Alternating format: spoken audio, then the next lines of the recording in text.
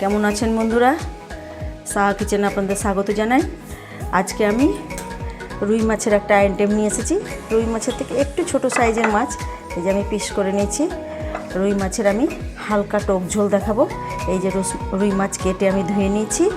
সর্ষে বাটা, কাঁচা আম আমি সেদ্ধ করে পিস পিস করে সেদ্ধ করে নিয়েছি। লবণ, হলুদ, কালো জিরে, রেড চিলি পাউডার, 5 ফোড়ন, কাঁচা লঙ্কা চেরা, শুকনো লঙ্কা, তেল। ভিডিওটা আমি কিভাবে করতে থাকছি আপনারা দেখতে থাকুন। এত গরম দুদিন বৃষ্টি হলো, বেশ আরাম লাগলো। আবার দুদিন থেকে প্রচণ্ড গরম, তাই গরমে মুখের স্বাদ ফেরাতে একটু আমি হালকা টক ঝোল দেখাবো, আপনারা দেখতে থাকুন। মাছে আমি এবার লবণ হলুদ মাখিয়ে নেব। পরিমাণ মতো লবণ, পরিমাণ মতো হলুদ,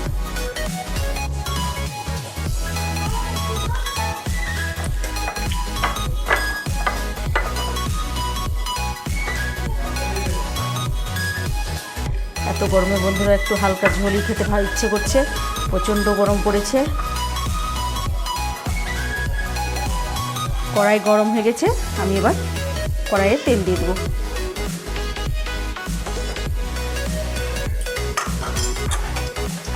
তেলটা ভালো করে গরম হয়ে গেলে আমি মাছটা ভালো করে ভেজে নেব। কড়াইয়ের তেল আমার ভালোভাবে গরম হয়ে গেছে বন্ধুরা। এবার আমি পরপর মাছগুলো ভেজে নেব।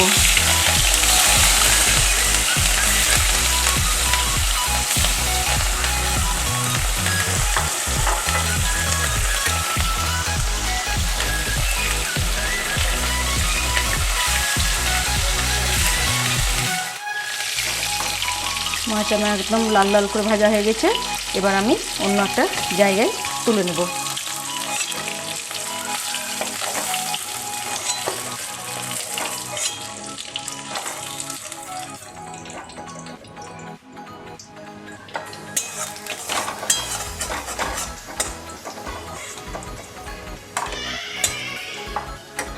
আবার আমি এইভাবেই ভেজে নেব।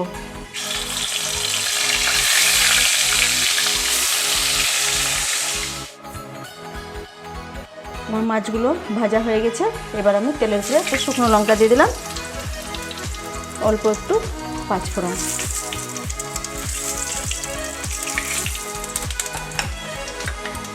এবার সেদ্ধ করে রাখা আমটা একটু হালকা করে ভেজে নেব।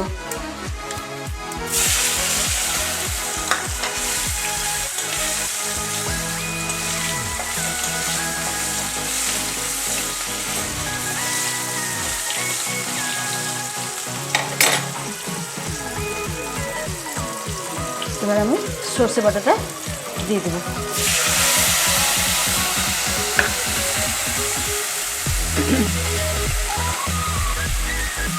স্বাদ মতো লবণ,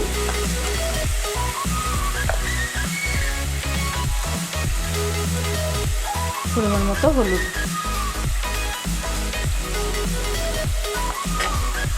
সর্ষে আমি বেশি ভাজবো না, হালকা করে একটু নাড়াচাড়া করে জল দিয়ে দেবো।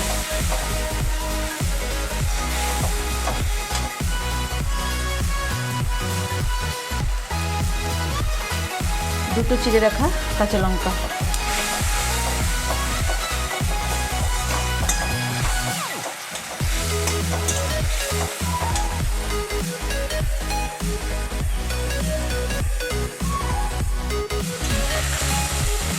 আমার অল্প করে সর্ষেটা নাড়াচাড়া হয়ে গেছে। সর্ষে বেশি নাড়লে তেতো লাগবে, তাই অল্প পরিমাণে এবার জল দিয়ে দেবো।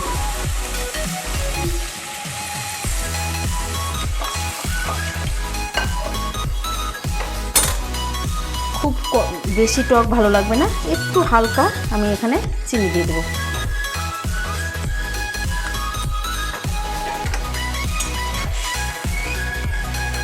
এইভাবে একবার বানিয়ে দেখুন বন্ধুরা।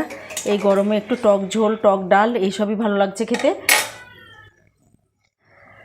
টক ঝোল বন্ধুরা আমার একদম ফুটে গেছে। এবার আমি ভেজে রাখা মাছগুলো দিয়ে দেব।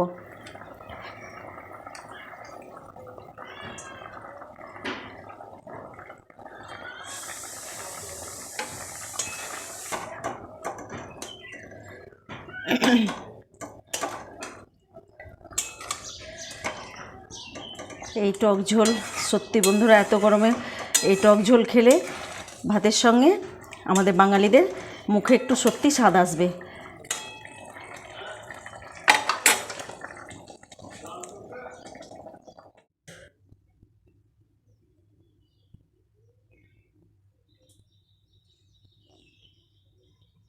টক ঝোল, আমার মাছের টক ঝোল একদম কমপ্লিট। বন্ধুরা এইভাবে একবার করে দেখুন এই প্রসেসে, আশা করি ভালো লাগবে।